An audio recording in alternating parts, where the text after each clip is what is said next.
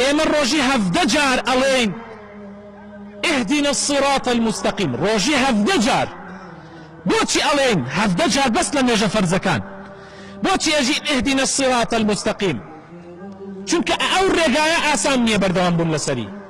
هەروەها خوای تەعالا خۆی لە قورئانە ئەفەرمێ، خۆی لە قورئانە تەئکیدمان لەسەرا کە ئەفەرمێ وأن هذا صراطي مستقيما فاتبعوه، ڕێگا ڕاستەکە بگرن ولا تتبعوا السبل. وریای ئەم لا ئەولا بن. ئامان براکانە، من هەموو ساڵە دووبارەیەکەم ئەم قسە، زۆر جار دووبارەیەکەم و ئامان ڕێگا ڕاستەکە.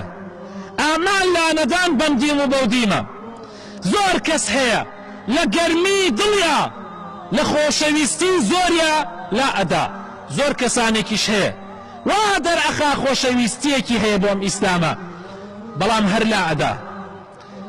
ئیتر لە ئەدانەکە بەندی مابێیان بەودی مابێ، هەردوو دیوەکەی وەکێ خراپە براکانم. وا نەزانم زیادە ڕەوی لە شل ڕەوی باشترە، من وا ئەزانم شل ڕەوی لە زیادە ڕەوی باشترە، ئەگەرچی هەردگیانیش بەشی یەک کارێکی خراپن، بەڵام شل ڕێوەکە قوڕناکە بەسەر ئومەتێکە، بەس زیادە ڕێوەکە ئومەتێ لەناو ئەبا. ئامان براکانم ڕاستە ڕێگاکە وەسەتیەتەکە، ئەو وەسەتیەتەی کە خوا ئەمری پێ کردووە، کە پێغەمبەر ئەمری پێ کردووە صلی الله عليه وسلم، استیقامەی و بەردەوام بوونت لەسەر ئەو ڕێگایەی کە أنعم الله عليهم من النبيين والصديقين والشهداء والصالحين.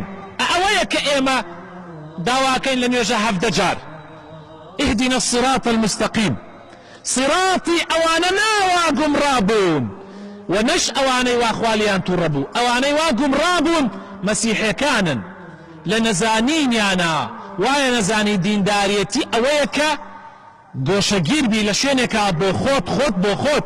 والرهبانية ابتدعوها ما كتبناها عليهم، خوای تەعالا نەینووسی لەسەریان، خۆیان لەسەر خۆیان زیاد کرد. وەک ڕێگای ئەوانەش غەیری المەغضوب عليهم کە جوولەکەکانن، و ئەوەیشی ڕێبازی ئەوان ئەگرێتە بەر کە شلڕەوی مەسیحی توندڕەوی کرد. پێغەمبەر صلی الله عليه وسلم فەرمێ ئامان وریای توندڕەوی بن، هەها نەتان بینی مەسیحەکان توندڕەویان کرد، تاقەتاقەیان مانەتەوە.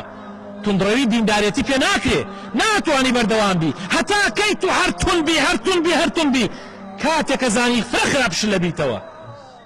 آخر ئێستا بورغی هەر تونی کەی لە یەک ناکایە مۆلیسە بی ئەمجا زۆر خراپش لە بێتەوە، زۆر خراپش لە بێتەوە. پێغەمبەر صلی الله عليه وسلم فەرمووی هاسەر مەسیحەکان کەن تاقەتاقەیان ماوە لەسەر دینەکەیان، ئەویش لە ئەشکەوتەکانان.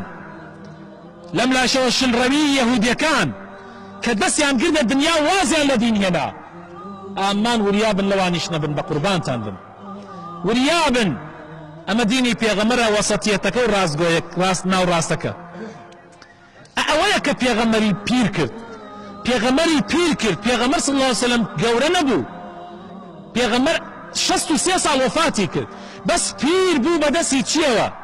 بەدەستی ئەو ئاەتەوە کە خوای تەعالا لە سوورەتی هوودە ئەفەرمێ فاستقم كما أمرت ومن تاب معك، ئەفەرمێ شەیەبەتنی هود وأخواتها، پیری کردم سوورەتی هود و خوشکەکانی هود، چونکە داوام لێ ئەکەن بەردەوامیش زۆر قورسە،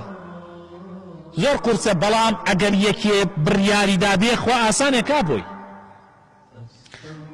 ئەزانی بۆ قورسە؟ ئەم بەیانیە بەهاتایە بۆ نێژی بەیانیە زانین بەردەوامی قورسە.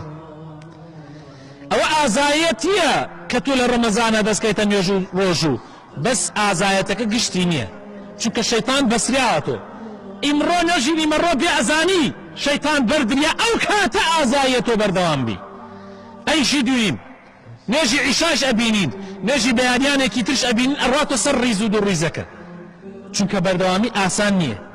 إن شاء الله إما هول أدين بردوام من بإذن إخوائي پروردگار.